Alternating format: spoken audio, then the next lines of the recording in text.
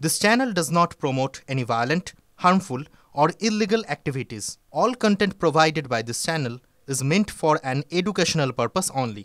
7 দফায় নির্বাচন কার্যত লাস্ট ল্যাব বলা চলে এবারের নির্বাচন।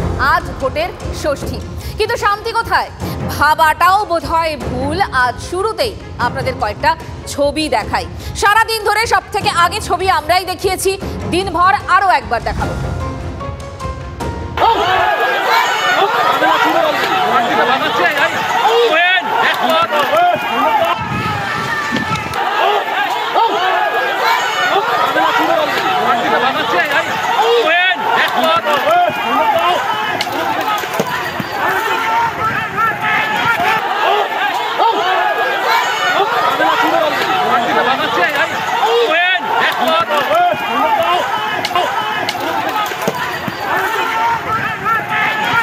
মাথায় চোট লেগেছে, হ্যাঁ মাথায়, এবং আমি জানি না যে আমার সিকিউরিটি সবাই এসে গেছে, সিকিউরিটি সব লোক আয়ে সব লোক হয়নি।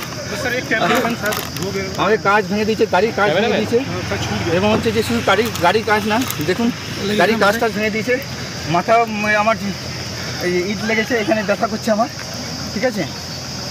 এবং যে ছবি দেখলেন আপনারা ঝাড়গ্রাম লোকসভার গড়বেতা, অবস্থাটা দেখেছেন। বিজেপি প্রার্থীকে প্রাণ বাঁচিয়ে দৌড়তে হলো শেষে। বৃষ্টির মতো এসে পড়ছে ইট পাথর। প্রণত টুডু, তার নিরাপত্তা রক্ষীরা, তাদেরও ছুটে পালাতে হয়। এর মধ্যে একজনের আবার মাথায় আঘাতও লাগে। সব মিলিয়ে ভয়ঙ্কর এক অবস্থা। জানা গিয়েছে যে বুথ পরিদর্শনে গিয়েছিলেন ওই প্রার্থী, কিন্তু শাসক দলের কর্মী সমর্থকরা রণংদেহী হয়ে ওঠে সেই সময়। ছবি বলে দিচ্ছে যে গড়বেতার মোগলা পাতার অবস্থা। মাথা ফেটেছে TV9 বাংলার রিপোর্টারেরও। ঘটনার পরপরই অ্যাকশন টেকেন রিপোর্ট তলব করেছে নির্বাচন কমিশন। আমার উপর অ্যাটাক হয়েছে, মানে যেখানে সাধারণ মানুষজন তাহলে কি করবে? হ্যাঁ, প্রার্থীর উপর যদি অ্যাটাক হয় তাহলে সাধারণ মানুষজন কি করবে? তো সেখানে এই যে প্রার্থী এখানকার হচ্ছে, আমি এখানকার ভূমিপুত্র, সেই ভূমিপুত্রের উপরে হচ্ছে যে রোহিঙ্গা বাহিনী টিএমসি আশ্রিত রোহিঙ্গা বাহিনীর অ্যাটাক করছে। এই হচ্ছে সিচুয়েশন এখন বাংলার সিচুয়েশন। ঝাড়গ্রামের মানুষজন যথেষ্ট শান্তিপ্রিয় মানুষ, এখানকার মানুষ কোনো রকম ঝামেলা চায় না, কিন্তু এরকম ঘটনা এর আগে হয়নি, কিন্তু এই ফার্স্ট হচ্ছে, বা এর আগেও এই কিছুদিন ধরে হচ্ছে। এগুলো কিছু না, এগুলো দিদি হচ্ছে বাংলা তৈরি হচ্ছে ধীরে ধীরে। আর কদিন হলে পরে এই সন্দেশখালী হয়ে যেত আর কি। এই ঝাড়গ্রামটা হয়ে যাওয়ার একটা রাস্তা তৈরি করে ফেলেছেন দিদির এই বাংলা। বিক্ষোভের মুখে তারা পড়বেনি, সেটা এই জন্যে যে বাংলার 100 দিনের কাজের টাকা বন্ধ করেছেন যারা যারা, আজকে তারা প্রার্থীও রয়েছেন, বিজেপি পার্টি নিজেও। তাই বিক্ষোভ তো হবে তাদেরকে নিয়ে। 100 দিনের টাকা বন্ধ, বাংলা গরিবের ঘর বন্ধ, এবং কোনো জবাব নেই। এরাই ফোন করে বলেছিল বন্ধ রাখুন। সুতরাং তার বিরুদ্ধে একটা ক্ষোভ হবে। এটা যে ঝাড়গ্রামে শুধু নয়, আজ দিকে দিকে কুরুক্ষেত্র কাণ্ড। যেমন ধরুন বাঁকুড়া, দেখা যাচ্ছে অন্যদিকে কেশপুর, যা দিনভর অগ্নিগর্ভ।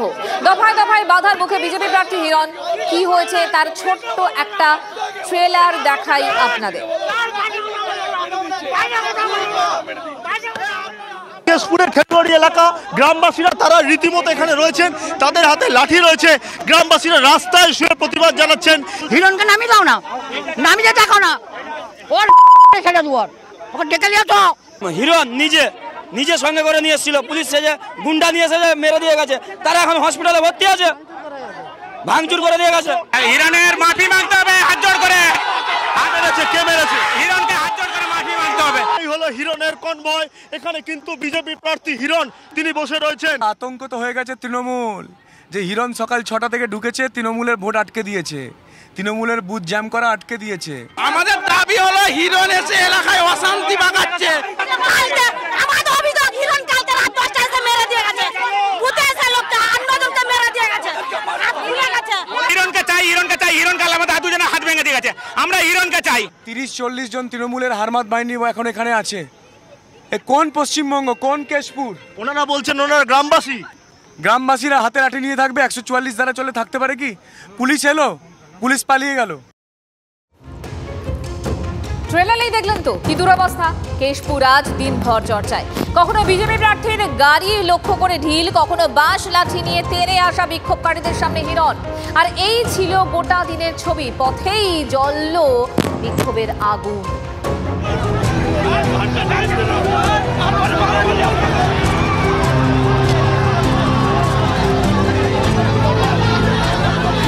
না, সিনেমা স্ক্রিপ্ট নয়, ভোটের বাংলায় ঘোর বাস্তব।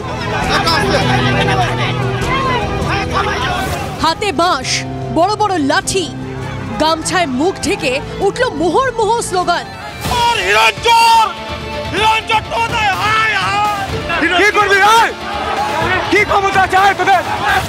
ঘাটালের বিজেপি প্রার্থীকে আটকাতে কেউ শুয়ে পড়লেন তার গাড়ির নিচে, কেউ আবার টেনে গেলেন।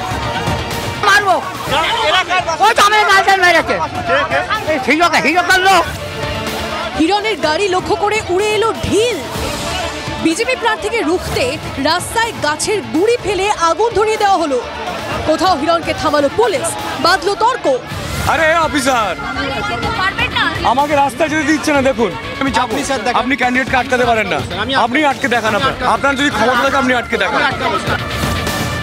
ষষ্ঠ দফার ভোটে ঘাটাল লোকসভার অন্তর্গত কেশপুরে গন্ডগোলের ঘন ঘটা।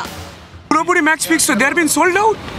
তো তৃণমূল পুলিশ, ওয়েস্ট বেঙ্গল পুলিশের তো কাজই আটকানো। সারা রাত ধরে কালকে বোম্বিং করেছে।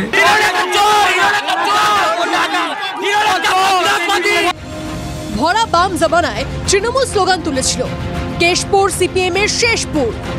রাজনৈতিক হানাহানিতে কুখ্যাত সেই কেশপুর পরিবর্তনের সঙ্গে সঙ্গে রং বদলেছে, কিন্তু ভোট এলেই কেশপুর যেন ফিরে যায় আগের চেহারায়। ঠিক তাই হলো ষষ্ঠ দফায়।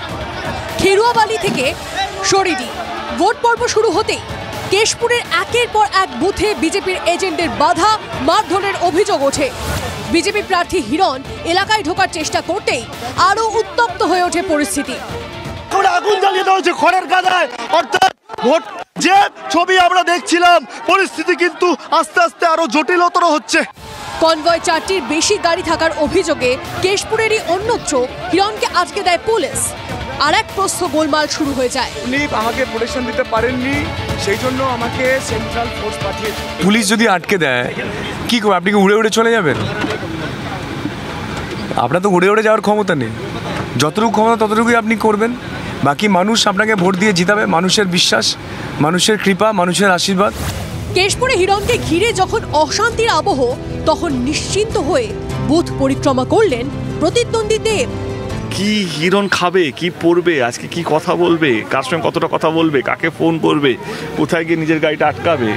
আমি কি আজকের দিনটা সেটার জন্য নষ্ট করবো? তোমরা বলো তো, প্রচুর খেটেছি আমি। ঘাটালের ভোট যুদ্ধে তৃণমূলের কেল্লা কেশপুরে পদে পদে ম্যান মার্কিং এর মুখে পড়লেন হিরণ, তবে দমলেন না। অভিযোগ পেয়েই এক বুথ থেকে আর এক বুথে ছুটলেন। কখনো কেন্দ্রীয় বাহিনী, কখনো পুলিশ, কখনো আবার তৃণমূলের বিরুদ্ধে উগড়ে দিলেন ক্ষোভ। শেষ পর্যন্ত ঘাটালের ভোট যুদ্ধের নায়ক কে নির্বাচিত হবে, সেই উত্তর মিলবে 4 জুন। সুশোভন ভট্টাচার্য, দেবব্রত সরকার, সুচরিতা দের রিপোর্ট, TV9 বাংলা।